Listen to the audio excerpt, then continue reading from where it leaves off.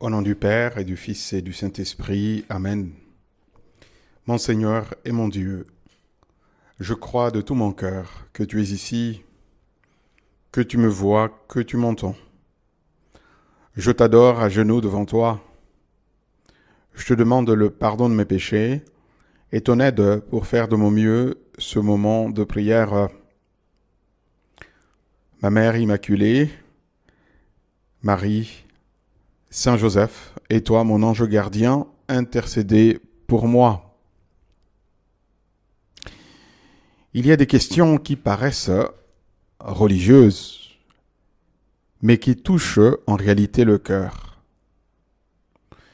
Dans l'Évangile selon saint Marc, on pose à Jésus une question très sérieuse. Pourquoi les disciples de Jean et les pharisiens jeûnent-ils? Et pourquoi les tiens ne jeûnent-ils pas? Autrement dit, pourquoi eux, les disciples de Jean et les pharisiens, font-ils des efforts? Et pas toi, Jésus, et les tiens? Pourquoi, en fait, voilà la question. Pourquoi votre manière de croire et de vivre la foi est-elle différente? Cette question, posée à Jésus, pourrait être aussi la nôtre aujourd'hui. Figure-toi. Pourquoi, posons-nous la question, pourquoi certains prient beaucoup, jeûnent, font des veillées de prière, font même des sacrifices pour Dieu, et d'autres semblent vivre leur foi doucement, avec plus de liberté, et souvent avec même de la joie, ressentent la joie de vivre tout en étant avec Jésus, certains d'être avec Jésus. À la question, Jésus ne répond pas par une règle, un principe ou une norme. Non. Notre Seigneur répond par une image. Et la voici. Les invités de la noce, les invités d'un mariage, peuvent-ils jeûner pendant que l'époux est avec eux?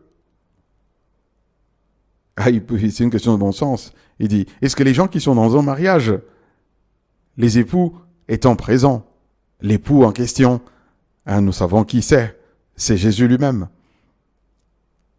Eh bien, est-ce que les invités d'un mariage peuvent jeûner pendant le mariage, pendant qu'ils sont dans la fête, en présence du marié, des mariés? Voilà la question. Et là, tout change. Tout change. Le Seigneur manifeste par là que sa présence change tout. Notre Seigneur ne dit pas le jeûne n'est pas important. Ce n'est pas ce que tu dis, Seigneur. Tu ne dis pas que le jeûne, c'est pas grave, on peut s'en passer. Non, notre Seigneur ne dit pas ça. Il dit plutôt, en ce moment-ci, il y a quelqu'un ici. Et c'est la présence de ce quelqu'un-là, qui n'est autre que toi, Seigneur, Jésus, qui fait la différence. Voyons un peu. Ce qui fait la différence, ce n'est pas ce que les disciples font ou ne font pas. Nous devons bien nous comprendre là. Ce qui fait la différence, ce n'est pas ce que les disciples font ou ne font pas. Mais c'est qui est avec eux, qui est avec les disciples. Seigneur, quand tu es là, quand l'époux est là, on ne compte pas les règles. On goûte la présence de l'époux, la présence de Jésus, la présence de Dieu. En un mot, on vit la relation au Seigneur. Jésus donc ose répondre à ceux qui demandaient au sujet du jeûne. Pourquoi tes disciples ne jeûnent pas? Ceux des pharisiens jeûnent. Et même les disciples de Jean le Baptiste jeûnent. Pourquoi les tiens ne jeûnent pas?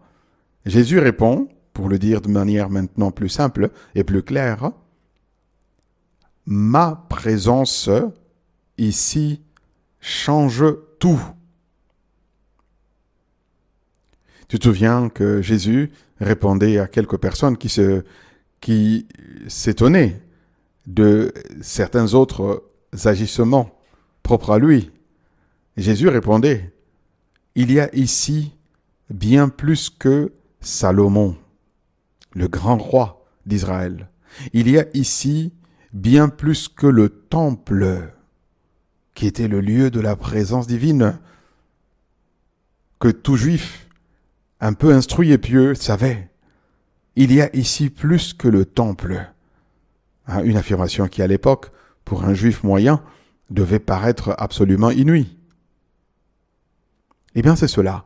Jésus affirme, comme toujours, de manière indirecte, « Ma présence change tout. » Seigneur, nous comprenons que la foi chrétienne n'est pas d'abord une morale, une manière de vivre. Non, ni même un ensemble de pratiques religieuses, entre guillemets, ni même une discipline spirituelle, une spiritualité.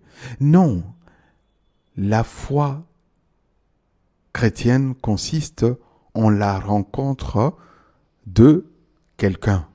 Elle consiste en la rencontre personnelle avec Jésus. Et c'est cela qui fait la différence. Les pharisiens, Seigneur, jeûnent. Ce n'est pas mauvais. Les disciples de Jean le Baptiste jeûnent aussi. Mais ils jeûnent sans Jésus. Ils n'ont pas avec eux Jésus. Et toi, Seigneur, sans les condamner, tu révèles quand même un danger subtil qui peut guetter quelqu'un qui vit sa religiosité. On peut pratiquer la religion, la vivre sans la relation à Jésus. Je m'explique. On peut prier sans parler à quelqu'un.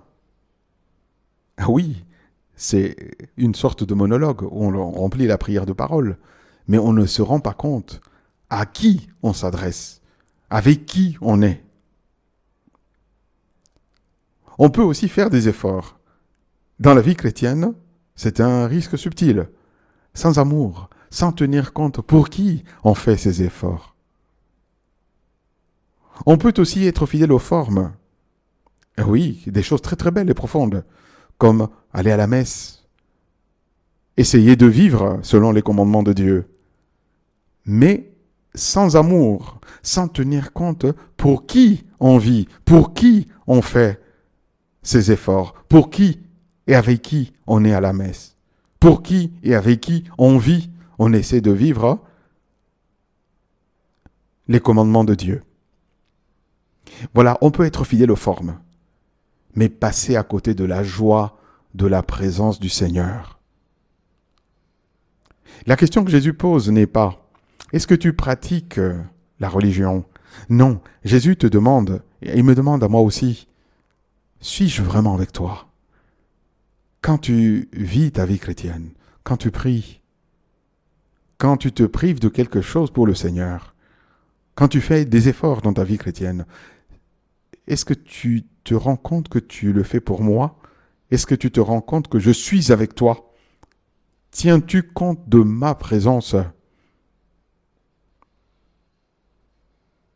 Parce que quand Jésus est là, la foi devient joie. Oui, c'est ce qu'il dit indirectement à ceux qui lui posaient la question sur le jeûne et les pratiques de pénitence. Notre Seigneur se présente comme l'époux. C'est une image forte, une image intime, un peu dérangeante quand même. Jésus se présente, lui qui était célibataire, il se présente comme l'époux. L'époux. Il ne dit pas le maître, il ne dit pas le chef, il ne dit pas le juge, il dit l'époux.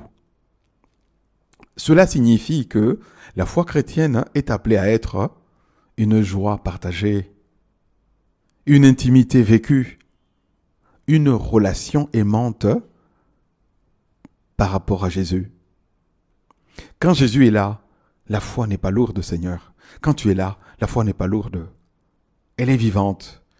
Et on peut vivre cette relation habituellement dans la joie et dans l'action de grâce. Évidemment, cela ne supprime pas les efforts. La vie chrétienne comporte des efforts.